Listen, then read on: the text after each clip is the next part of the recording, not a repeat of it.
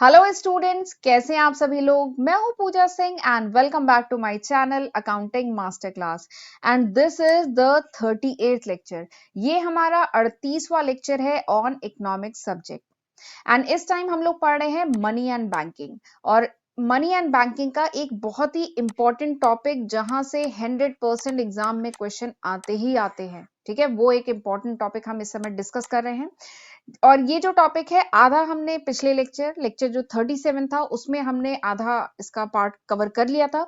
लेकिन इसके जो कुछ टॉपिक हैं वो रह गए थे क्योंकि वो लेक्चर ऑलरेडी काफी लेंदी हो गया था। तो उसके जो बचे हुए पोर्शन है वो हम आज के लेक्चर में डिस्कस करेंगे। तो जो लास्ट लेक्चर था, लेक्चर 37, उसमें हमने bank rate, repo rate, reverse repo rate and OMO, open market operation, तो ये जो चार इंस्ट्रूमेंट्स हैं, क्रेडिट कंट्रोल के जो चार इंस्ट्रूमेंट हैं, वो हमने लास्ट लेक्चर में डिस्कस कर लिया था। ठीक है, आज हम जो बचे हुए जो 5 इंस्ट्रूमेंट हैं वो हम आज के लेक्चर में डिस्कस करने वाले हैं। वैसे मेरा एक सजेशन है कि इस लेक्चर को देखने से पहले, लेक्चर जो 38 है उसको देखने से पहले लेक्चर 37 जरूर देखिएगा। वैसे अगर नहीं देखा है तो यहाँ पे वीडियो स्टॉप करिए, पहले लेक्चर 37 देखिए, क्योंकि वहां पे मैंने बेसिक बताया है कि कैसे जो मनी सप्लाई है वो कैसे इन्फ्लेशन को इम्पैक्ट डालती है। ठीक है, तो वो जानना थोड़ा सा जरूरी है इस टॉपिक को समझने के लिए। ठीक है, तो आप ज्यादा अच्छे से समझ पाएंगे अगर आप लेक्चर 37 पहले देखेंगे। तो पहले 37 देखिएगा, फिर 38 पे आइएगा। ठीक, तो चलिए फिर हम बिना टाइम वेस्ट किए हम आज का लेक्चर स्टार्ट करते हैं। और आज के लेक्चर में हम ये पढ़ेंगे CRR, SLR and margin requirement, rationing of credit and moral suasion. ठीक है, तो ये 5 जो इंस्ट्रूमेंट्स हैं वो हमें आज के लेक्चर में पढ़ने हैं। इसमें से ये जो 2 हैं, these are the ratios, these are the quantitative instrument. ये क्वांटिटेटिव इंस्ट्रूमेंट है, ठीक है, जबकि ये तीनों क्या है, क्वालिटेटिव इंस्ट्रूमेंट्स है। ठीक, तो इन्हें आज हम पढ़ेंगे। तो चलिए अब एक एक करके हम स्टार्ट करते हैं। सबसे पहला है CRR। CRR is cash reserve ratio. Objective question, even competitive exam में CRR, SLR, bank rate, reverse repo rate, reverse repo rate, मतलब इन पे तो क्वेश्चन भरे रहते हैं, बहुत पूछे जाते हैं एग्जाम में। या कोई आप बैंकिंग का एग्जाम दे रहे हैं, RBI का बहुत बच्चे एग्जाम देते हैं, तो उसमें भी ये जो टॉपिक्स हैं जो अभी मैं करा रही हूँ, मनी सप्लाई के जो इंस्ट्रूमेंट, ठीक है, उस पे भी बहुत क्वेश्चन आते हैं। ठीक है, तो इस समय जो मैं टॉपिक पढ़ा रही हूँ ये बहुत इंपॉर्टेंट है, इसलिए ध्यान से समझिएगा। ठीक, चलिए, ये जो कैश रिजर्व रेशियो है ये क्या होता है। कैश रिजर्व रेशियो, तो कैश रिजर्व रेशियो बेसिकली क्या होता है, जो कॉमर्शियल बैंक्स होते हैं उन्हें अपने टोटल डिपॉजिट का एक सर्टेन परसेंट RBI के पास मेंटेन करना होता है। ठीक है, तो उसी परसेंट, उसी रेशियो को कहते हैं कैश रिजर्व रेशियो। ठीक, देखिए मैंने यहाँ पे लिखा है minimum percentage of banks total deposit required to be kept with RBI। यानी जो कॉमर्शियल बैंक है इनको अपने टोटल डिपॉजिट का एक सर्टेन परसेंट RBI के पास, RBI जैसे इंडिया में तो RBI है सेंट्रल बैंक, बाकी अगर हम किसी भी इकोनॉमी की बात करें तो वहां का जो सेंट्रल बैंक है उसके पास कॉमर्शियल बैंक को अपने टोटल डिपॉजिट का एक सर्टेन परसेंट मेंटेन करना होता है। इसी को CRR कहते हैं, कैश रिजर्व रेशियो।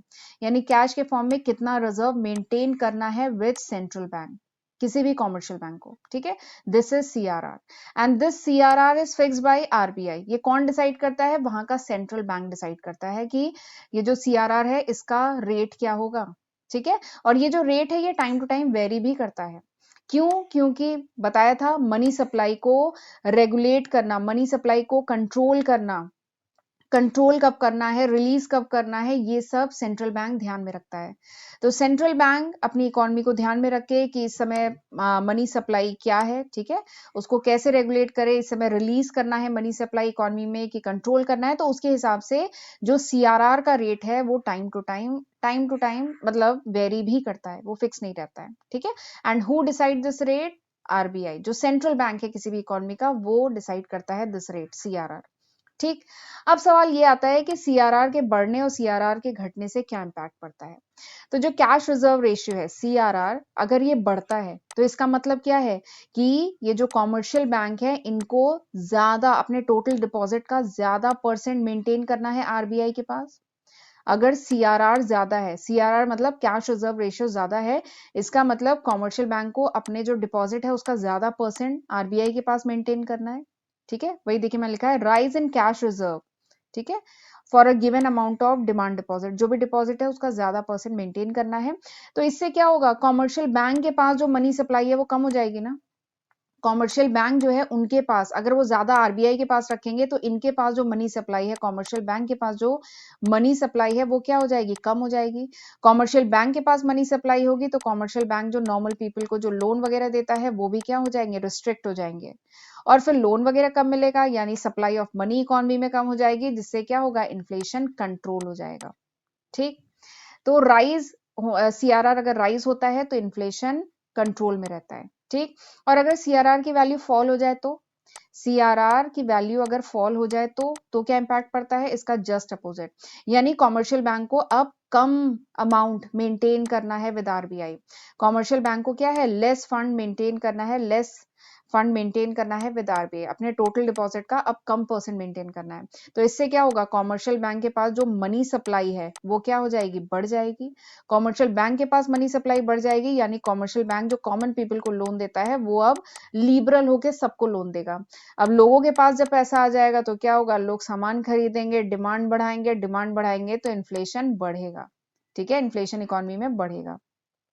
बेसिकली मोटा मोटा ये है, लास्ट लेक्चर में डिटेल में बताया था कि मनी सप्लाई इकोनॉमी में बढ़ गई यानी इन्फ्लेशन बढ़ गया। ठीक है, चलिए, तो सीआरआर समझ में आ गया। अब नेक्स्ट है SLR. SLR, statutory liquidity ratio. Statutory liquidity ratio, ये क्या रेशियो है, इसमें क्या होता है, हर बैंक के लिए जो सेंट्रल बैंक है उसने स्टैचुरी लिक्विडिटी रेशियो डिसाइड करता है, सेंट्रल बैंक। ठीक है, और ये रेशियो भी टाइम टू टाइम वेरी करता है। ठीक है, और ये रेट कौन डिसाइड करता है, आरबीआई। देखिए मैंने यहाँ पे लिखा है कि आरबीआई डिसाइड करता है और ये टाइम टू टाइम वेरी करता है। ये एसएलआर होता क्या है, एसएलआर क्या होता है, इसमें कहा गया है कि हर कॉमर्शियल बैंक को, ठीक है, मेंटेन करना होगा एक fix percent of its asset in the form of liquid asset. यानी किसी भी कॉमर्शियल बैंक के पास जितने एसेट्स हैं उसमें एक सर्टेन परसेंट जो एसेट है कॉमर्शियल बैंक को लिक्विड फॉर्म में रखना होगा। ठीक है, कॉमर्शियल बैंक के पास तो बहुत एसेट्स होते हैं। ठीक है, एसेट्स के कई फॉर्म है, आप लोग डिटेल में खूब पढ़ा हुआ है आप लोगों ने। ठीक है, लेकिन उसमें से एक सर्टेन परसेंट कॉमर्शियल बैंक को किस फॉर्म में रखना होता है, लिक्विड फॉर्म में। ठीक है, ये है एसएलआर, वो रेशियो जिस रेशियो में अपने टोटल एसेट का एक सर्टेन परसेंट कॉमर्शियल बैंक को लिक्विड फॉर्म में रखना होता है, दैट इज कॉल्ड एसएलआर। इसी को स्टैचुरी लिक्विडिटी रेशियो कहते हैं। ठीक, लिक्विड एसेट मतलब कैश के फॉर्म में, गोल्ड के फॉर्म में, या कुछ अप्रूव्ड सिक्योरिटीज हैं उनके फॉर्म में हर कॉमर्शियल बैंक को अपने टोटल एसेट का एक सर्टेन परसेंट रखना पड़ता है। तो वही है एसएलआर। अब एसएलआर के बढ़ने या घटने से क्या इंपैक्ट पड़ेगा, तो एसएलआर अगर बढ़ जाएगा यानी स्टैचुरी लिक्विडिटी रेशियो अगर बढ़ जाएगा, यानी हर कॉमर्शियल बैंक को क्या होगा, अपने पास लिक्विड कैश, ठीक है, लिक्विड कैश क्या होगा, ज्यादा रखना पड़ेगा।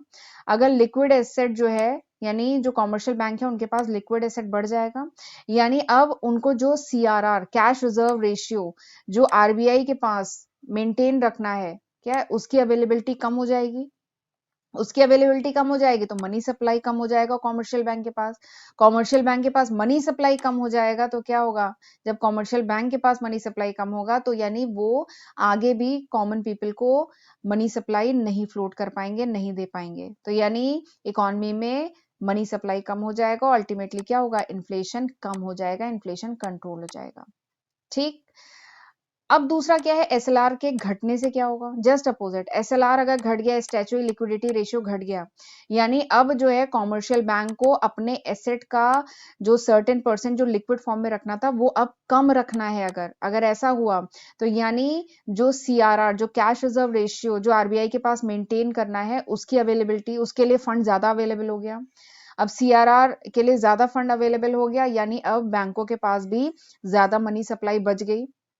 आरबीआई को पैसा देने के मतलब पैसा मेंटेन करने के बाद भी कॉमर्शियल बैंक के पास सफिशिएंट फंड बच गया। कॉमर्शियल बैंक के पास मनी सप्लाई अगर सफिशिएंट हो गई, यानी कॉमर्शियल बैंक अब कॉमन पीपल को भी खूब मनी सप्लाई, खूब लोन देगा, लिबरल होके लोन देगा। लोगों के पास पैसा आ गया, डिमांड बढ़ गई, सामान की प्राइस बढ़ गई। ठीक है, तो क्या होगा, इन्फ्लेशन बढ़ जाएगा। ठीक, तो this is the role of SLR. ठीक, तो ये SLR, CRR, bank rate, repo rate, ये सब थोड़ा ध्यान रखिएगा। चलिए, अब मैं आपको बताती हूँ कुछ क्वालिटेटिव इंस्ट्रूमेंट, ये भी बहुत इंपॉर्टेंट है। Qualitative instrument for credit control, economy में मनी सप्लाई को कंट्रोल करने के कुछ क्वालिटेटिव मेजर्स भी हैं। तीन इंपॉर्टेंट मेजर हैं, margin requirement, rationing credit and moral suasion. ठीक, तो चलिए अब एक एक करके पढ़ते हैं। पहला है मार्जिन रिक्वायरमेंट।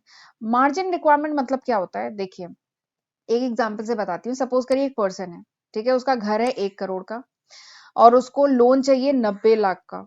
ठीक है, 90 लाख का उसको लोन चाहिए, तो बैंक ने कहा कि भाई आपको 1 करोड़ का जो घर है, कम से कम 1 करोड़ का आप कोई प्रॉपर्टी जो है मॉर्गेज करिए, यानी गिरवी रखिए, तब जाके हम आपको 90 लाख का लोन देंगे। ठीक है, तो उसने अपना 1 करोड़ का जो घर था वो मॉर्गेज किया। ठीक, तो इस केस में मार्जिन रिक्वायरमेंट कितने की है, मार्जिन रिक्वायरमेंट इस केस में कितना है, 10 लाख। यानी 90 लाख के लोन के लिए 1 करोड़ का घर गिरवी रखना पड़ता है, मॉर्गेज रखना पड़ता है, तब जाके 90 लाख का लोन मिलता है।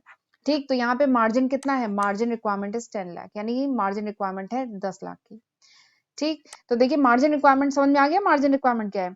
तो मार्जिन रिक्वायरमेंट बेसिकली डिफरेंस होता है किसके बीच में, वैल्यू ऑफ लोन ग्रांटेड, यानी बैंक कितना लोन देगा, एंड उस लोन के बदले में कितनी वैल्यू का जो एसेट है वो गिरवी रखा जा रहा है, कोलेटरल पे रखा जा रहा है, उसके बीच में जो डिफरेंस होता है ना, this is called margin requirement, इसी को मार्जिन रिक्वायरमेंट कहते हैं। ठीक, अब ये जो मार्जिन रिक्वायरमेंट है, इसके बढ़ने से या इसके घटने से कैसे इन्फ्लेशन या मनी सप्लाई पे इम्पैक्ट पड़ता है, ये जरा समझते हैं। तो देखिए अगर मार्जिन रिक्वायरमेंट बढ़ जाएगी, ठीक है, यानी आपको 90 लाख का लोन चाहिए, ठीक है, तो 1 करोड़ का आपको मकान गिरवी रखना पड़ रहा है। ठीक है, बट अगर सपोज करिए मार्जिन रिक्वायरमेंट और बढ़ जाए, इससे भी ज्यादा बढ़ जाए, यानी आपको 90 लाख के लोन के लिए अगर ऐसा हो कि आपको कुछ नहीं तो 1.5 करोड़ की कुछ प्रॉपर्टी रखनी पड़े, तब जाके 90 लाख का लोन मिले। ठीक है, अगर मार्जिन रिक्वायरमेंट, तो यहाँ पे मार्जिन रिक्वायरमेंट कितने की हो गई, 60 लाख की मार्जिन रिक्वायरमेंट हो गई, 60 लाख की हो गई ना। तो यहाँ अगर सपोज करिए इकोनॉमी में मार्जिन रिक्वायरमेंट, जो बैंक है वो मार्जिन रिक्वायरमेंट बढ़ा दें, तो इससे क्या होगा, fall in demand for credit, कोई लोन ही नहीं लेगा, इतना महंगा लोन, इतना मार्जिन कहाँ से लेके आएंगे। ठीक है, तो क्या होगा, fall in demand for credit, लोग लोन लेना ही बंद कर देंगे, डिमांड कम हो जाएगी, बहुत जरूरी होगा तभी लोन लेंगे, क्रेडिट लेंगे, नहीं तो नहीं लेंगे। ठीक है, तो fall in demand for credit, अगर fall in demand for credit हो जाएगा तो fall in supply of credit, bank फिर लोन ही नहीं सप्लाई करेंगे, लोन नहीं सप्लाई करेंगे, मनी सप्लाई इकोनॉमी में कम हो जाएगी, मनी सप्लाई कम हो जाएगी तो इन्फ्लेशन कंट्रोल हो जाएगा। ठीक, इसी के बदले में अगर आरबीआई ये करे कि मार्जिन रिक्वायरमेंट कम कर दे, मार्जिन रिक्वायरमेंट कम कर दे, इसका मतलब है कि सपोज करिए इससे भी कम कर दे, सपोज करिए आपको 90 लाख के लोन के बदले में केवल आप 95 लाख की कोई प्रॉपर्टी रख दीजिए तो आपको लोन मिल जाएगा। 90 लाख का लोन चाहिए तो 95 लाख की कोई प्रॉपर्टी रख दीजिए। ठीक है, यानी यहाँ पे मार्जिन रिक्वायरमेंट कितनी है, 5 लाख की केवल। ठीक है, अगर ये मार्जिन रिक्वायरमेंट कम कर दे तो क्या होगा, तब ये तो मतलब लोग अफोर्ड कर सकते हैं। ठीक है, इतना मार्जिन तो लोग मैनेज कर सकते हैं, तो इससे क्या होगा, डिमांड फॉर क्रेडिट बढ़ जाएगा, हर कोई लोन लेने लगेगा, क्रेडिट लेने लगेगा, और इससे क्या होगी, सप्लाई, जो कॉमर्शियल बैंक है वो और ज्यादा क्रेडिट सप्लाई करेंगे, और इससे इकोनॉमी में मनी सप्लाई बढ़ जाएगी, और इससे इन्फ्लेशन क्या हो जाएगा, बढ़ जाएगा। ठीक, तो इस तरीके से मार्जिन रिक्वायरमेंट इम्पैक्ट डालता है। दूसरा क्या है, rationing of credit. Rationing of credit का मतलब है कि आरबीआई कहता है कॉमर्शियल बैंक को कि आप एक क्रेडिट कोटा या क्रेडिट लिमिट तय कर लो।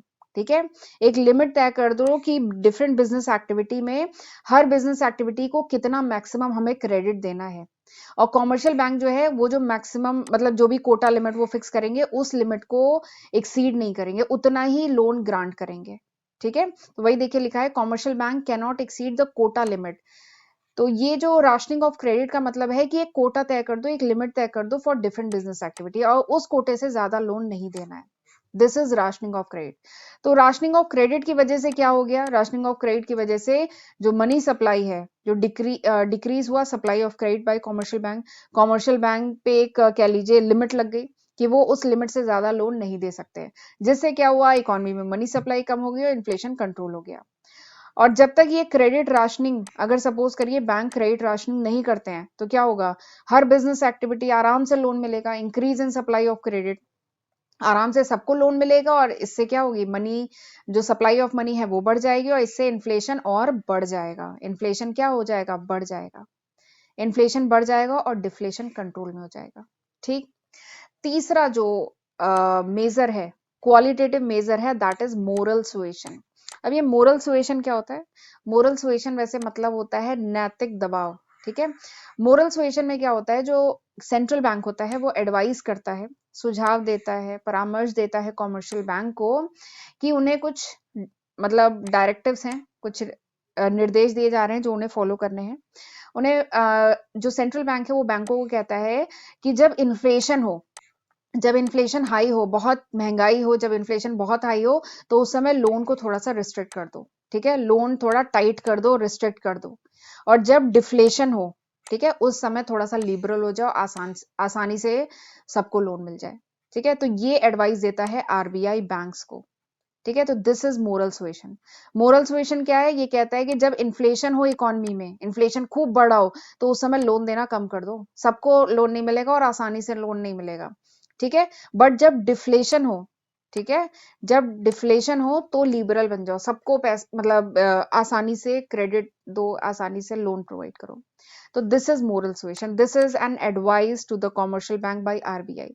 आरबीआई ये एडवाइस देता है, ये दबाव बनाता है कॉमर्शियल बैंक पे, ठीक है, दिशा निर्देश देता है कॉमर्शियल बैंक को कि आपको ये फॉलो करना है, राइट।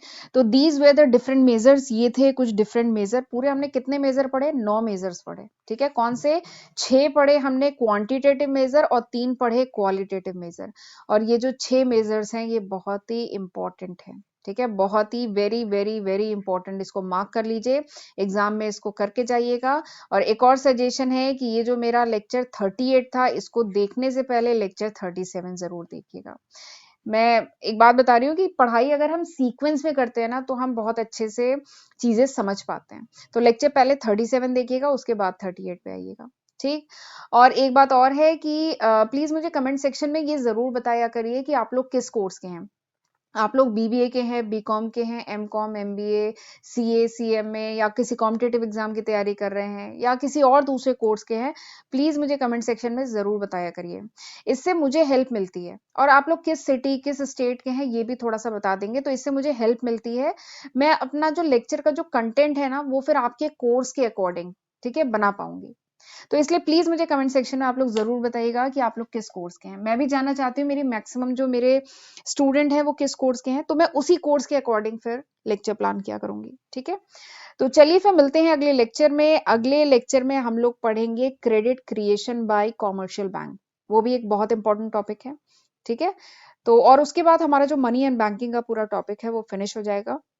और उसके बाद मैं पढ़ाऊंगी नेशनल इनकम, ठीक। तो मनी एंड बैंकिंग में हमारा एक लेक्चर और बच रहा है, वो अब अगले टर्न पे आएगा, ठीक है। तो चलिए फिर मिलते हैं अगले लेक्चर में, तब तक अपना ध्यान रखिएगा। God bless you.